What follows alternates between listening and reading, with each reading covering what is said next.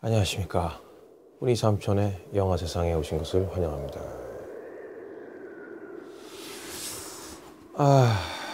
이제 본격적으로 겨울방학에 이제 들어갔다고 볼 수가 있어요. 그래서 이제 극장을 가보면 예전에는 이제 조조로 보면 이렇게 사람들이 없었는데 많이 들어오시더라고. 애들 데리고 많이 오더라고요. 그래서 혼자만의 그런 사색을 할 수 있는 시간들이 좀 줄었다. 그래서 많은 분들이 극장을 찾으셨다. 그래서 이제 기다리던 겨울방학이 학생들에게는 왔고요. 그래서 이제 어딜 가나 이제 북적북적 되는 모습을 볼 수가 있습니다. 자, 이제 2018년도입니다. SF 영화에서나 나올 법한 2018년, 19년, 근데 이제 우리가 이제 2017년까지 지내다 보니까 이제 10몇 년이라는 개념이 이제 없어졌어요. 그러니까 2018년, 2019년, 이제 2020년이 되면, 야, 옛날에 진짜 2020년 되면 정말 날아가는 자동차가 생기고, 타임머신부터 해가지고 별걸 다 나왔지 않습니까? 네, 그런 상상에 비해서 SF 영화에 비해서는 과학기술이 그렇게까지 진보는 좀 더디게 되지 않았나 이런 생각이 좀 됩니다. 그러면 정말 2049년이 되면 브레이드 러너처럼 그렇게 될까? 예, 한번 가봐야죠. 근데 자, 요번에 늦게나마 이제 훈이 삼촌이 본 영화는 한국 영화예요. 자, 1987년이라는 영화예요. 그냥 대놓고 그냥 1987년이라고 했습니다. 그럼 1987년도에 이 대한민국에서는 어떤 일이 일어났는지 그 영화에 대한 얘기 잠시 후에 뵙겠습니다.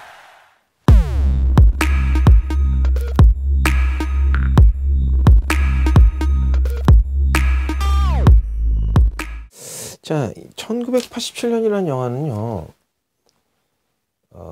누가 주인공이라고 할 수 없습니다. 그래, 너희들 총알바지가 돼갔어. 이것들을 다 한 보따리에 엮으시겠다. 당분 김윤석, 하정우, 유해진, 김태리, 박희순, 이희준. 단칼의 경매 라디오. 도서관이 책상을 탁 치니 하고, 응?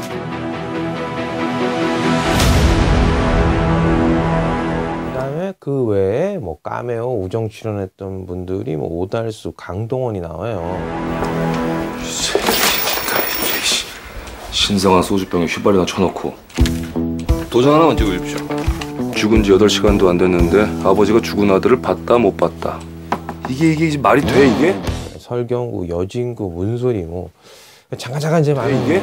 남영동 무서운 줄은 몰라. 법대로. 자신 있냐? 내가 주사는 있어요. 엄중한 사안입니다. 원칙대로 보고해 주십시오. 충무로의 배우들이 이제 많이 나오는데요.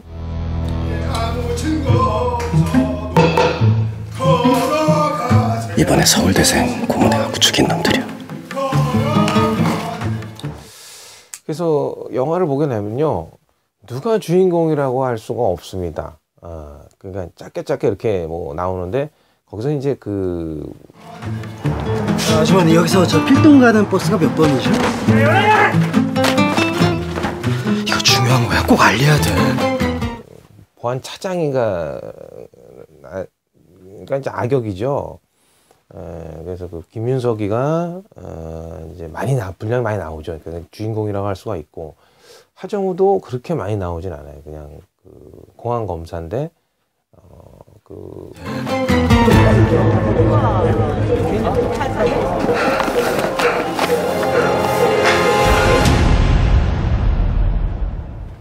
서울대생이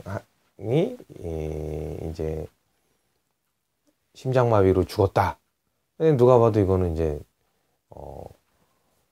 이렇게 22살의 젊은 친구가 심장마비로 죽는다는 건 상식적이지가 않잖아요. 그러니까 무조건 얘네 이제 남영동에 있는 애들이 이제 고문하다가 애를 죽인 건데 이걸 가지고 그냥 바로 그냥 심장마비로 사인해달라.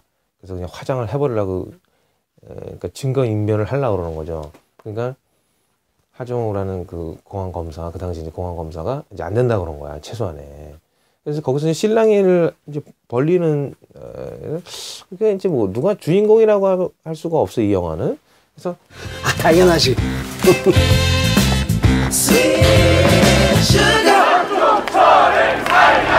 야, 그럼 사람이 억울하게 죽었는데 그냥 가만히 있어? 그런다고 세상이 바뀌어요? 가족들 생각은 안 해요? 많은 배우들이 등장합니다. 그래서 마치 그 당시에 1987년도에 뜨거웠던 그 민주항쟁 운동이라고 할 수 있죠. 그러니까 쉽게 얘기해서 데모라고 할 수 있죠.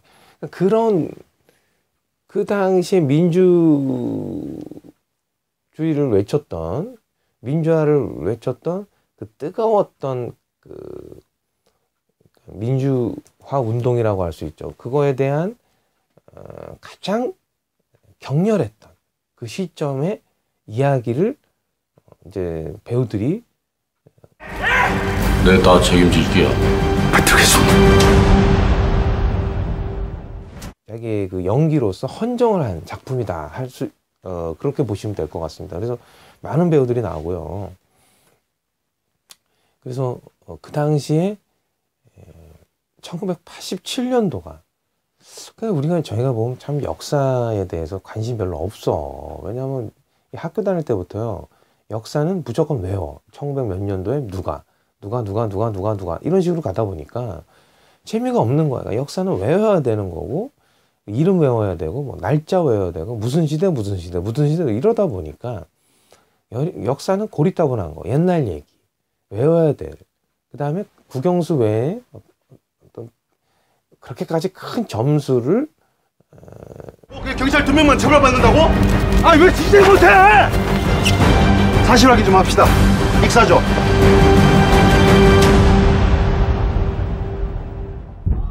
그러니까 어떤 퍼센트지가 좀 딸린다고 하죠. 수능이나 다른 곳에서 역사를 그러니까 제끼는 경우가 많다는 거죠. 그러니까 잘 몰라. 네, 영어나 하나 더 외우는 게 더 실질적으로 맞다고 생각을 하지. 이렇게 역사에 대해서 잘 몰라요. 근데 조선시대 몇백 년 전, 몇천 년 전 얘기는 그렇다 치더라도 이제 불과 이제 몇십 년 전 얘기에 대해서 근현대사에 대해서도 잘 모른다.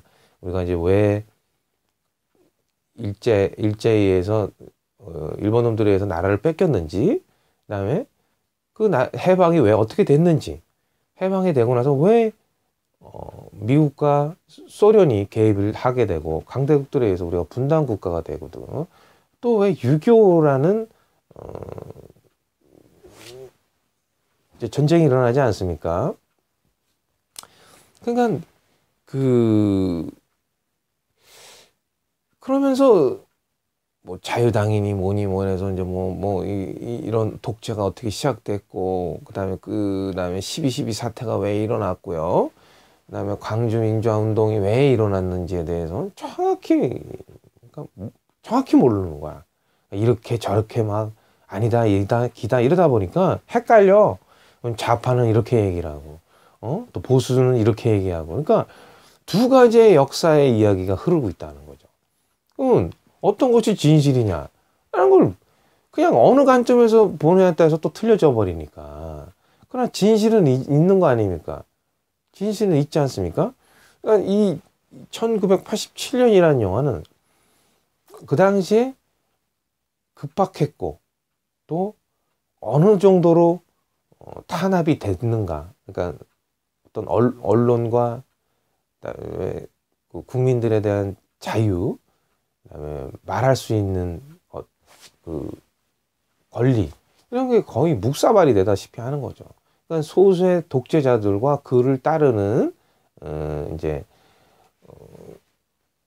군인들, 그러니까 저기 안기부 요원들, 그러니까 그런 권력을 가진 기득권들이 나라를 쥐락펴락했던 시대다. 그래서 말 한마디 잘못하면 그냥 남영동으로 끌려가고 그 수많은 대학생들이 데모를 했다는 이유로 빨갱이 취급을 받아서 그 남영동이라는 끌려가면 거의 그냥 반 병신돼서 나오는 거 아닙니까? 끌려가서 그 가진 고문.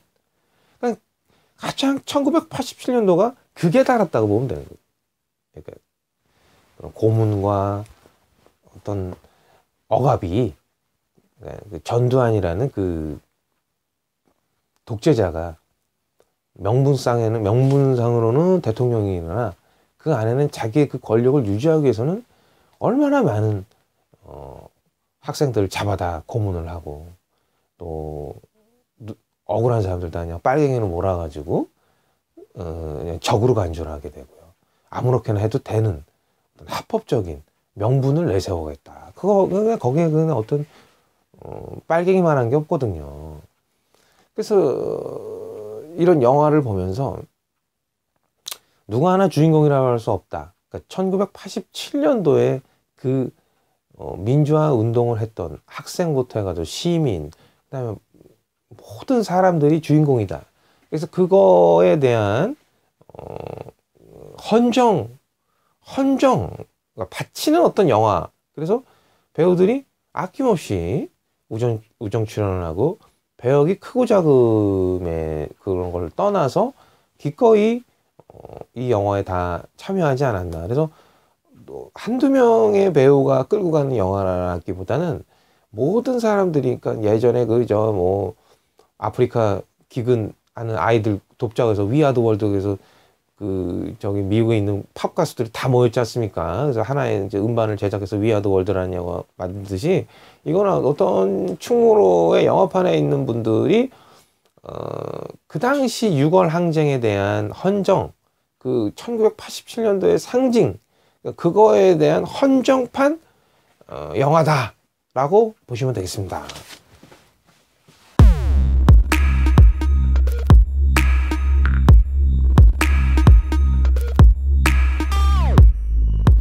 그렇죠. 그러니까 이 영화를 보면요, 저희가 불과 몇십 년 전에만 해도 이 땅에는 독재자가 있었습니다. 그리고 통금이 있었고요. 그러니까 탄압이 됐죠. 언론의 역할을 할 수가 없었던 거죠. 불과 우리 뭐 멀리 가지도 않고 최근에도 이명박 박근혜에 의해서 그런 일이 있었죠. 언론을 탄압했고, 그다음에 MBC가 답지 않았고요. 그래서 다시 MBC가 국민의 품으로 이제 다시 돌아왔던, 그래서 파업이 끝난 부분들에 대해서 참 박수를 치고 싶고요. 그래서 언론을 왜 탄압을 하는가? 그렇죠? 옳은 소리를 하게 되면 자기네들의 잔치가 벌릴 수가 없지 않습니까? 자기만의 파티를 열 수가 없지 않습니까? 그걸 다 까발리면 언론들이 이게 잘못됐다 얘기하면 문매를 맞잖아, 여론에. 그러니 언론부터 탄압을 해야 되는 거죠. 그러니까 독재라는 게 뭐죠? 독재는 뭐 전두환이다 노태우다 해서 걔네들이 특별해서 그렇게 하는 건 아니에요. 인간 본연에 나오는 거죠. 또 본능이라고 할 수 있는 거죠. 그러니까 그 인간이 가장 쾌감을 느끼는 게 뭐냐면요, 내 말을 잘 들을 때, 누군가를 내가 말을 시켰어. 그냥 제때제때 딱딱 뜨는 거야. 야, 나 뭐가 좀 가져와. 그럼 딱 가져오는 거야. 야, 나 이거 먹고 싶어. 딱 사주는 거야. 그러니까 미치는 거지. 좋은 거죠. 누군가 살아있는, 그것도 사람일 경우에 사람을 내 마음대로, 내 말 한마디, 내 눈빛 하나로 제압할 수 있다? 내가 시키는 대로 다 한다? 이거만한 재미가 없다는 겁니다. 그런데 내가 한 나라의 모든 사람들을 내 말 한마디, 내 행동 하나로 제압할 수 있고, 내 눈치를 보고 내가 말하는 대로 다 이루어진다? 엄청난 거죠. 그거만한 쾌락이 없는 거예요. 인생 살면서 그러니까 이 대한민국의 수천만 명이 내 말 한마디에 움직인다. 내 말 한마디에 벌벌 떤다. 이거만한 쾌감이 없는 거죠. 그렇죠? 그러니까 독재라는 거는 한번 맛을 보면 그걸 이제 권력이라 그러는 거죠. 내 마음대로 쥐락펴락 할 수 있는 권력이죠. 이 권력이라는 거에 환장을 하는 거예요. 예전에 그 정도전이라는 드라마 보게 되면요. 거기서 그러지 않습니까? 그 박영규가 했던 역할 있지 않습니까?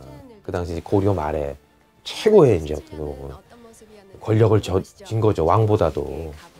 그러니까 그러지 않습니까? 하루라도 내가 이 권력을 이렇게 두게 되면은 못 산대잖아. 이게 하루라도. 그러니까 권력 욕구라는 것이 상상을 초월한 거예요. 그 맛이라는 것에. 그러니까 우리가 뭐 낚시, 요새 이제 뭐 낚시가 뭐 예전에는 뭐 등산할 때 등산 뭐 아웃도어 장난 아니지 않습니까? 그래서 뒷산 올라가는데도 뭐 1000m도 안 되는 산 올라가는데 완전 전문가용 뭐 K2 등반할 정도의 전문가용 와가지고 그냥 등산 장비 막 풀로 해가지고 그냥 막 산악회니 뭐니 해가지고 한때 붐이었지 않습니까? 그냥 아웃도어가 뭐 어마어마. 오죽하면 노스페이스 사장이 와가지고 아니 도대체 한국이라는 나라가 뭐 어떤 극한 지방이길래 이렇게 이 극지방에서나 입는 옷들을 사갈까 봤더니 아니 북한산 올라가는데 그 아웃도어 입고 내려온다는 것을 깜짝 놀랐다 했지 않습니까? 쇼크 받았다 했지 않습니까? 근데 지금 이제 낚시가 등산의 그 인구를 눌렀다는 얘기가 있어요. 낚시 인구가 뭐 300만이 넘는다. 뭐 요새 이제 이경규 나오는 뭐 이덕화 나오는 저기 도시어부인가요? 나만 믿고 따라와. 그래서 저 이제 매주 목요일날 이제 자주 보고 있어요. 본방 사수하려고는 유일하게. 뭐 낚시는 전 잘 모르는데 어쨌든 거기 손맛이라고 하지 않습니까? 그 낚시 손맛. 그러니까 그 손맛 때문에 그렇게 낚시가 새벽부터 가가지고 이렇게 하고 있지 않습니까? 그 맛에 중독에. 권력이라는 건 오죽하겠냐 이거야. 권력이라는 게. 내 한마디에 그냥 모두가 벌벌 떠는데. 그냥 그거를 끊을 수가 없어. 그러니까 그런 권력에 대한 욕구, 그 권력의 맛에 빠질수록 독재자는 나올 수밖에 없어요. 제2, 제3의 전두환은 계속 나오는 거야. 그러면 어떻게 해야 그 독재자들이 독재를 막을 수 있느냐? 딴 게 없어요. 국민들이 알아야 된다는 거예요. 이것이 잘못됐다라는 걸 알아야 되는 거고, 국민 무서운 줄 알면은 독재를 하고 싶어도, 자기 권력대로 하고 싶어도 눈치 보이잖아. 눈치 보인다는 게 이거 해도 안 되는구나 내가. 그런 무서움을 알아야 안 한단 말이지. 그리고 국민들을 위해서 헌신하는, 그러니까 대통령이라거나 또 권력의 위치에 있는 사람들이 내가 이걸로 나의 사리사욕을 챙기는 것이 아니라 내 친구들이나 나랑 비슷한 사람들을 채워주고 배 실속 채워주라고 내가 대통령 되고 이러는 것이 아니라 내가 헌신하는 서비스 차원인 거죠. 나라를 생각하고 국민들을 진정으로 생각하는 지도자, 리더. 그래서 헌신한다는 서비스 개념으로 간다면요. 얼마나 좋은 나라 되겠습니까? 되지 말래도 될 수밖에 없죠. 그런데 국민들의 의식 수준은 올라가고요. 그리고 해외 파들도 많이 생기고, 그런 시점에서 이명박, 박근혜라는 두 대통령이 최근에 나왔다는 건요. 정말 악몽이죠. 악몽이에요. 이럴 수가 있을까? 그러니까 국민들의 의식 수준이 이렇게 올라가는데도 불구하고 또 독재를 하려고 하는, 자기 마음대로 쥐락피락 언론부터 장악을 할 수밖에 없는 거죠. 왜냐하면 많은 사람들은 언론을 통해서 정보를 안 듣으니까. 예전에 이 1987년만 하더라도 유일한 매체가 텔레비전이죠. 텔레비전이나 라디오. 그러니까 이런 거를 통해서 언론을 탄압해서 야, 이것이 진실이 아니고 이것이 진실이 아니고 왜곡 보도를 자꾸 시키니까 사람들이 속을 수밖에 없는 거죠. 그러니까 독재자의 말이 국민들을 위하고 나라를 위한다고 생각을 해버리는, 자기네들을 목줄을 재고 탄압하는지는 생각 못하는, 그러니까 자기 멋대로 나라를 쥐락피락 지네들만의 세상을 만든 거죠. 그러나 언론을 탄압해서 그것이 나라를 위한 거고 국민들을 위한 거고 애국이다라고 왜곡 보도를 해버리니까 외국 사람들은, 아니 외국 사람들이 아니라 우리나라 사람들이 그걸 알게 된 거죠. 그래서 그거를 일찍 깨달은 외국 신문이나 이런 걸 배달하는 이제 대학생들부터 그것을 알게 됐고, 또 그래서 거리에 나와서 이것이 잘못됐다, 우리가 알고 있는 것이 진실이 아니다라는 것을 외치기 시작한 거죠. 그러나 이제 요새는 어떻습니까? 그 텔레비전이나 라디오로서만 모든 것을 보는 게 아니라 뭐 해외 나가서 외국 뉴스도 보고요. 뭐 CNN이 뭐 BBC라든지, 그러니까 이런 외국의 방송들을 보면서 외국에서 보는 우리나라 알게 되잖아요. 그러니까 아무리 뭐 KBS, MBC가 언론 탄압이 돼서 왜곡된 보도를 하더라도 이제 인터넷이나 아니면 다른 이제 케이블 방송을 통해서 외국 방송을 보게 되잖아요. 외국 언론들을 접하게 되니까 아, 이게 잘못됐구나, 속일 수가 없는 거지요. 인터넷이 발달해, SNS가 발달한데 그 IT 강국이라는 대한민국에서 아니 그거를 손바닥으로 하늘을 가리는 거지. 그러니까 그런 어리석은 짓을 했다는 것 자체가 탄핵되려고 몸부림친 것밖에 안 된다는 거죠. 그러니까 시대가 바뀌었는데도 똑같은 방식의 자기네들이야 뭐 어떤 머리 썼다고 한 거지만 근데 다 들통날 수밖에 없는 거거든요. 몸부림을 친 거지. 그러나 아직도 지지하고 아직도 그것을 가슴 아파하고 있는 분들이 있다는 거에 대해서 정말 정말 답답합니다. 예, 정말 답답합니다. 그러니까 이렇듯 민주주의는요, 그러니까 그 1987년에 희생당했던 대학생들, 또 억압됐고 진실을 밝히기 위해서 목숨을 걸고 그러니까 안정된 어떤 직장이나 이런 것을 벗어 던지고 이런 걸 용기가 있어야 되거든요. 그러니까 그 용기 있는 행동 아니야, 그냥 편하게 살아. 그랬다면 오늘날 우리나라가 이렇게까지 어떤 민주주의에 대해서 촛불 집회라든지 어떤 성숙된 민주화 운동이 일어났을까요? 촛불 혁명이 일어났을까요? 그러니까 6월 달에, 그러니까 6월이죠. 6월 항쟁, 1987년도에 이제 그들이 일어났은 겁니다. 하다못해, 대학생부터 해서 아줌마, 그 대학생들 숨겨둔 아줌마부터 해가지고, 그러니까 누구 하나 영웅이라고 할 수는 없어요. 모든 이들이 자기의 자리에서 더 이상은 두고 볼 수 없다라고 들고 일어선 겁니다. 독재에 항거를 한 거예요. 그 체류탄이 난무하지 않습니까? 그 당시만 해도 저도 뭐 초등학교 때고 뭐 87년도 중학교 때인가요? 그러니까 뭐 학교 갔다 오면 그 체류탄이 뭐 항상 터졌어요. 뭐 그냥 도망가기 바쁘고요. 뭐 냄새가 그냥 얼마나 막 그 독한지 장난이 아니었죠. 항상 그 체류탄 냄새를 맡으면서 흔한 거예요. 보면은 역광장에 보면은 항상 전투 경찰, 청바지 입은 뭐 하이바 이렇게 보면 그게 이제 백골 저기 뭐야. 어쨌든 간에 그래서 항상 대치돼 있었던 것 같아요. 그래서 뭐 체류탄 쏘고 그 검은 차 있어요. 막 그냥 여러 발 쏘면서 막 다가가고 뭐 화염병 던지고 뭐 벽돌 던지고 도망가. 그래서 그런 장면들이 흔하게 봐서 지금은 보기 힘든 이제 장면이 됐죠. 뭐 체류탄 냄새 맡기 힘들어졌죠. 옛날에는 뭐 항상 체류탄이야. 맨날 터졌어요. 여기저기서. 일상이었다는 거예요. 그러니까 1987년도에 이제 극에 달하게 됐고, 그 극에 단 만큼 이제 그 억압 인해서 이제 희생하게 됐고, 박종철이라는 서울대 22살이라는 학생이 이제 물고문 통해서 죽게 되죠. 근데 그걸 은폐시키려고 하다 보니까 나중에 왜 죽었냐? 책상을 턱 쳤더니 억 하고 심장마비로 죽었다. 그러니까 말도 안 되는 얘기를 한 거죠. 기름을 부은 거지. 그러면서 민주항쟁이 6월에 항쟁이 시작됐다는 내용입니다.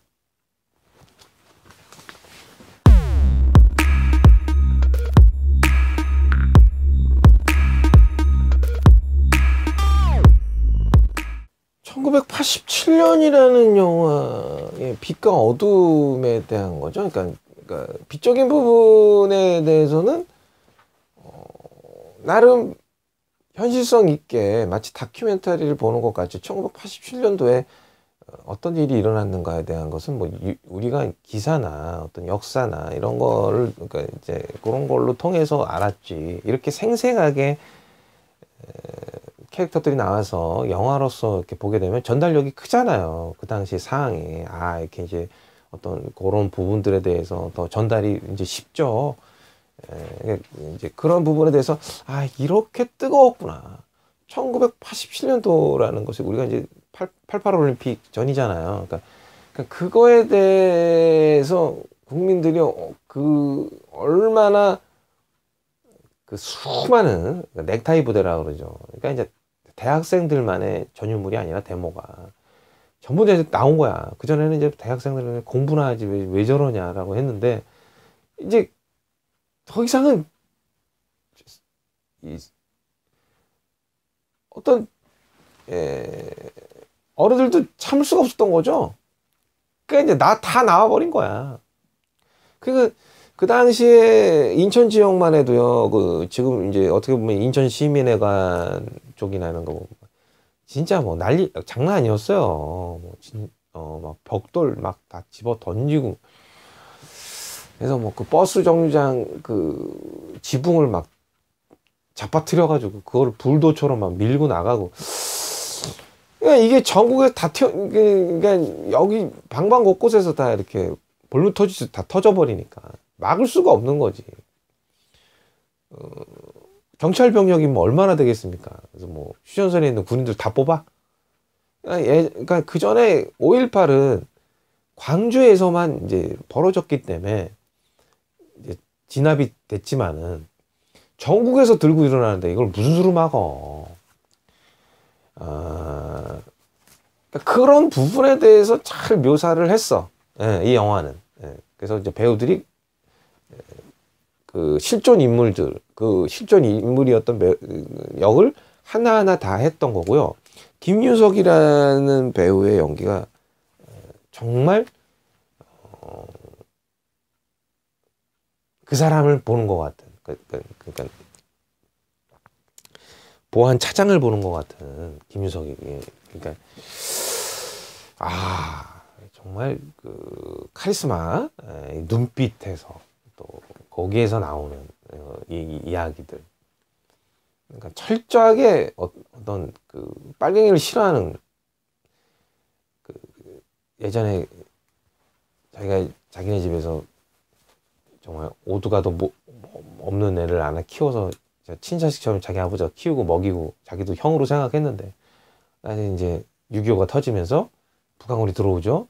그러니까 이제 그 공산당이 되면서 이제 뭐 부르주아를 죽이잖아요. 잘 사는 집들. 그러니까 와가지고 다 죽인 거야.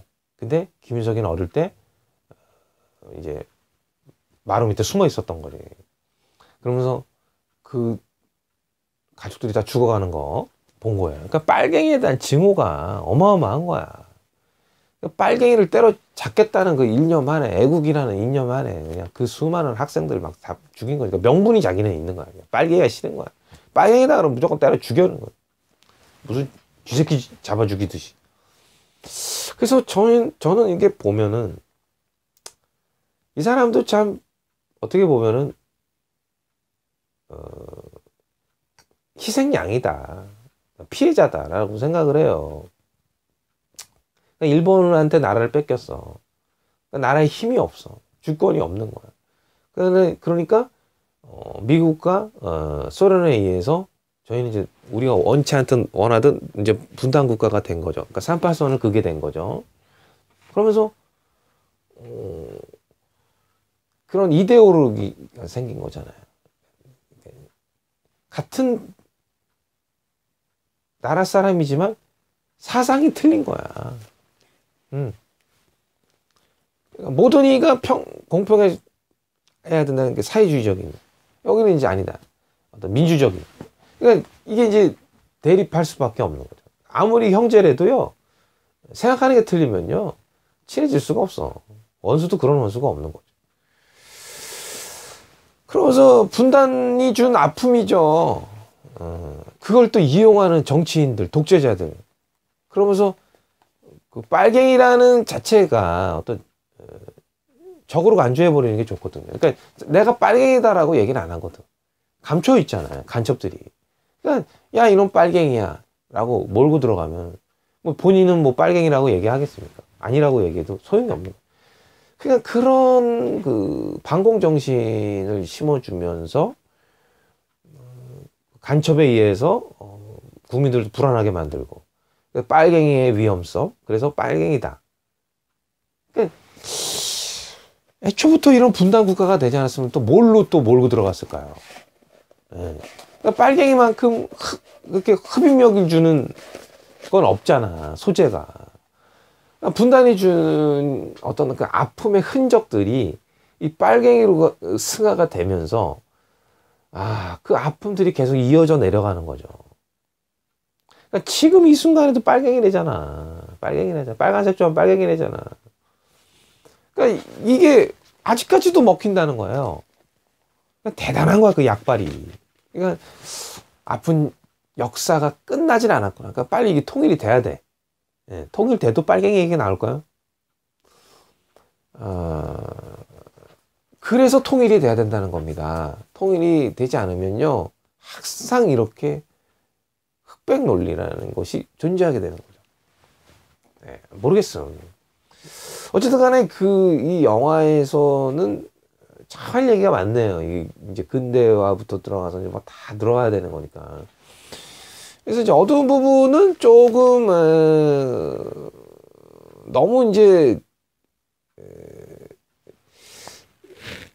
뭐라고 해야 됩니까? 호흡이 좀 짧았다고 해야 되나요? 너무 이제 그 상황을 이제 2시간에 담아야 되니까 좀 빨리 좀 호흡이 좀 짧게 들어가는 것이 아닌가라는 생각이 들었고요. 근데 어쨌든 간에 배우들의 연기는 좋았다는 거예요. 그리고 그 군데 나왔던 그 실존 인물들을 연기를 했던 배우들에 대한 것들이 참 좋았다. 근데 어두운 건 좀 약간 너무 모르겠습니다. 그러니까 제가 보기에는 이 영화가 어떤 민주화 항쟁을 그리고 싶어서 그런 건지 뭐죠.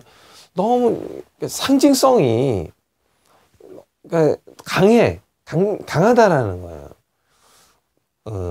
좀 더 세련되게 할 수 있었는데 너무 원색적으로 어떤 그 항쟁의 모습들을 드리는 거에 대해서 보수 단체에서 보기에는 야 이거 완전 빨갱이 영화다라고 말할 수 있을 정도로 너무 이렇게 너무 노골적이지 않았나라는 생각이 듭니다. 제가 보기에는. 아니 근데 진실이니까 이것이 진실이니까 이 영화의 그것은 아니지만 좀 더 세련되게 그런 부분들을 보여줬더라면 보수 단체에서 봐도 박수를 칠 정도의 그런 게 해야 되지만 좀 색깔이 다른 관점에서 보는 사람들을 보면 굉장히 좀 알레르기 반응을 일으킬 수 있지 않나 그런 생각을 좀 해봤습니다.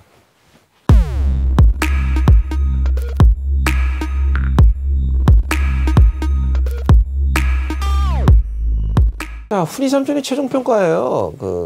1987년이라는 영화는 어떻게 보면 좀 지루할 것 같고 또 이런 영화들이 참 이렇게 흥행하기가 어렵죠. 그렇죠? 이제 경기가 어렵거나 이럴 때는요, 이렇게 어떤 시사적인 이런 내용들이 참 흥행을 못하는 것들이 일방적인 상식으로 통했는데요. 그래서 뭐 이제 경기가 어렵고 불경기다 그러면 여자들의 치마가 짧아진다지 않습니까? 가진 돈을 글로 돌리기 위해서 먹고 살기 힘든데 무슨 뭐 다른 것들 눈에 들어오나. 그러니까 이제 그 정도로 여자들의 치마가 올라가게 되면 이제 그 시각이 그쪽으로 간다는 거예요. 유도하는 거예요, 여자들이. 그러니까 경기가 어려울수록요, 사람들은 이게 복잡한 생각 싫어합니다. 예. 아니 사는 것도 힘들고 짜증나는데 왜 영화까지 이렇게 복잡하고 이런 영화를 봐야 되느냐. 그러니까 환타지나 그러니까 오락 영화, 액션 영화, 까 부시고 그러니까 아무 생각 없이 막 웃기는 이런 영화들이 흥행을 할 수밖에 없는데, 그래서 1987년도는 묵직하잖아요. 그 당시 1987년도라는 영화가 그렇게 해피하진 않았거든. 그 입 바른 소리 하게 되면 남영동 끌려가가지고 지수생이 죽거나 아니면 불구가 돼서 센 고문을 당하는 그 당시의 시대적 배경이었다는 거죠. 그래서 그 독재에 항거를 해서 승리했던 6월 항쟁에 대한 어떤 기념비적인 영화라고 해서 헌정 영화라고 할 수 있다라는 영화는 이 영화는. 그런데도 불구하고 많은 사람들이 이 영화를 봤다. 왜? 그 수많은 사람들이 광장에 모여가지고 광장에서 촛불을 들었다 했지 않습니까? 그 누구보다도 평화적인, 그러면서 정권이 바뀌었어. 정권이 바뀌었어. 문재인 정권으로 바뀌었다는 거예요. 문재인 대통령 정권으로 바뀌었다는 거죠. 그러니까 혁명이죠. 촛불이라는 것은 혁명입니다. 그 수많은 사람들이 아침부터 저녁까지 밤을 새가면서 추위에 아랑곳하죠. 그 촛불이 꺼진다고 비아냥거리고 정치인들이. 그럼에도 불구하고 꺼지지 않았다는 거죠. 수많은 사람들이 나와서 진실을 밝힌. 그러니까 이 촛불 집회를 통해서 이제 안 거죠. 사람들이 몰랐던 거를. 눈이 띄인 거야. 그래서 주변에 어떤 일이 일어나는가 본 거죠. 그러면서 더 치열했구나. 그러니까 이런 일들이 있었기에 촛불 집회가 가능하게 됐고, 그러니까 벌써 이미 그 민주화를 갈망하는 DNA가 그때부터 1980년대부터 있었다, 자리 잡고 있었다라는 거죠. 그래서 대단한 것 같아요. 이 영화를 보면서 정말 우리나라 사람들 대단하다. 이 독재 항쟁하고 결코 물러서지 않는구나. 한번 불독처럼. 그래서 오늘날 이 후세의 젊은 세대들이 민주화라는 것을 맛볼 수 있는 것이 아닌가, 자유를 누릴 수 있는 것이 아닌가라는 것을 생각합니다. 그러니까 그렇게 되면서 수많은 사람들이 피를 흘렸고 고통당했다는 거예요. 그래서 용기가 없이는, 그러니까 피를 흘리지 않고서는 누구의 희생 없이 편안하게는 또다시 어떤 독재자가 또 나타날지 모릅니다. 더 지능적이고 더 교활한 방법으로 독재를 할 줄 몰라요. 근데 그럴 때 어떻게 맞설 것이냐, 어떻게 더 감시해야 되는 거예요, 국민들이. 어떠한 지능적인 독재자들, 그 권력의 그 맛이 너무나 강렬하기 때문에 권력을 차지하기 위해서 더 교활하게 안 그런 척하면서 그 권력 앞에 독재를 하는 사람들이 생긴다라는 거예요. 그래서 항상 정신 차려야 된다. 그래서 이 영화가 주는 어떤 큰 울림, 존경스럽구나. 그 전에 그 선배들이 살아왔던 인생의 선배들이 이렇게 판을 깔아놨구나. 많은 희생과 고통이 있었구나. 그걸 감내하고 민주주의를 위해서 이렇게까지 했구나 라는 것에 대해서 박수를 드리며, 그 다음에 이 영화는 정말 살아있는 교보제고, 살아있는 우리가 어떻게 그 당시에 진실을 말한다는 거, 모든 것이 날아갈 수 있다는 겁니다. 그럼에도 공포와 무서움에 진실을 외쳤던 사람들에 대한 이야기, 그것이 나중에 저가 될 수도 있고요, 아니면 여러분들도 될 수 있는 겁니다. 이상입니다.